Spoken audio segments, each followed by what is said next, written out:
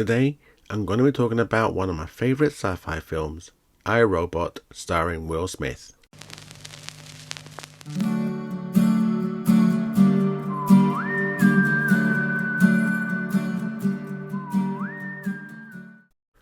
Greetings and welcome back. I'm your host, JJP. Could robots be our future? And if so, would the three basic laws of robotics, as defined by Isaac Asimov, apply in real life? We already have robots replacing people in many industries, and with AI unleashed on the world, could a robot uprising be a future possibility? Let's delve into this possible future whilst we discuss the events of the movie. But first, it's trivia time. What franchise set in the future have both Bruce Greenwood and James Cromwell appeared in? Stay tuned to the end to find out. And if you're new to this channel and like what you see, please like and subscribe. I know it's an old film, but spoilers ahead, just in case you haven't gotten round to watching it yet. I, Robot was released on the 6th of August 2004 and was directed by Alex Proyas, who also directed The Crow, made in 1994, starring the late Brandon Lee. Jeff Vintar and Akiva Goldsman wrote the screenplay, which was suggested by a book by Isaac Asimov. Cinematography was by Simon Duggan, with music composed by Marco Beltrami, who also composed music for Blade 2 and The Woman in Black. I, Robot stars Will Smith as Del Spooner, Bridget Moynihan as Susan Calvin, Alan Tudyk as Sonny, James Cromwell as Dr. Alfred Lanning, Bruce Greenwood as Lawrence Robertson, and G. McBride, who many may know as the Ghost Cyrus in The Frighteners, as Lieutenant John Burgin. The film is set in a futuristic Chicago in the year 2035, where robots are commonplace and serve humanity, operating under the three laws of robotics, which are: 1. A robot may not injure a human being, or, through inaction, allow a human being to come to harm. 2. A robot must obey orders given it by human beings, except where such orders would conflict with the first law. 3. A robot must protect its own existence as long as such protection does not conflict with the first or second law. The film begins with technophobic homicide detective Del Spooner waking up from what appears to be a recurring dream or memory, waiting in a car submerged underwater. Adjacent to him is another car with a 12-year-old girl called Sarah. A robot appears on the scene, and despite Spooner's pleas to rescue the little girl, it rescues him instead and leaves Sarah to drown.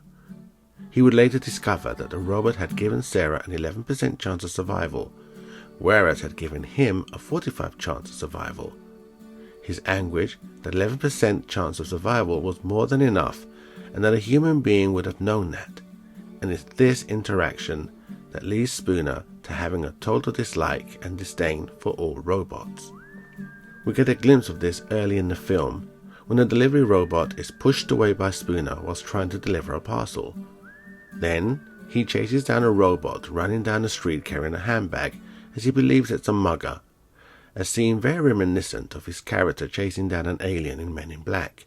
Shortly after, Spooner then receives a call from Dr. Alfred Lanning's hologram to attend what at first appears to be the suicide scene of the Doctor. It soon develops into a murder investigation with quite a few red herrings. After an uncomfortable exchange with Lawrence Robertson, the CEO of US Robotics, he is partnered with Susan Calvin to help with his inquiries. Then we meet Sonny, a robot who was built differently by Dr. Lanning, with the capability to dream and feel emotions. Of course, with Spooner's prejudice against robots, Sonny soon becomes the main murder suspect, with Spooner going as far as arresting Sonny for murder. Sonny turns out to be full of surprises, but is murder one of them? After a few attempts on Spooner's life involving robots, with one involving a demobot which has an 8 AM schedule set to demolish Lanning's house, but is changed to 8 PM while Spooner is inside investigating, leads him and Susan Calvin to conclude that Lawrence Robertson is the one behind Dr. Lanning's murder, and the robot attacks on Spooner. But who is the murderer trying to hinder Spooner's investigation, even to the point of using his dislike of robots to discredit him? Is it really Robertson, or something more sinister lurking in the shadows? I won't spoil that here, as I truly believe this is a film worth watching and experiencing for yourself. I first watched this on the big screen on its release, and I was completely blown away by it. The world building and the characters that inhabit this world are truly interesting and well developed, with Will Smith giving us one of his finest performances. The supporting cast also delivers in their respective roles. Alex Proyer creates a world that is both fascinating and intriguing, a credit to his wonderful direction. Now, when it comes to the 3 laws as designed by Asimov, they would be flawed in the real world. Even if a robot were programmed with the 3 laws, it would have to understand what is morally right or wrong.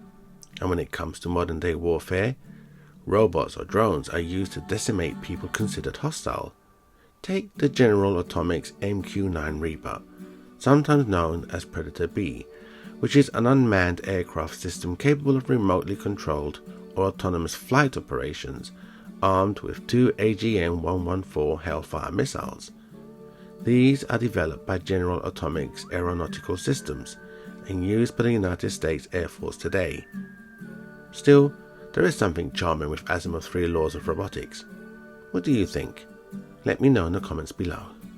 Now to answer the trivia question. Bruce Greenwood and James Cromwell have both appeared in a Star Trek film. Bruce Greenwood in the Kelvin Line films as Pike, and James Cromwell as Dr. Saffron Cochrane in 1998 Star Trek First Contact. Do you have a favourite Star Trek film? Let me know in the comments below. Thank you for watching, and please like and subscribe if you enjoyed today's content.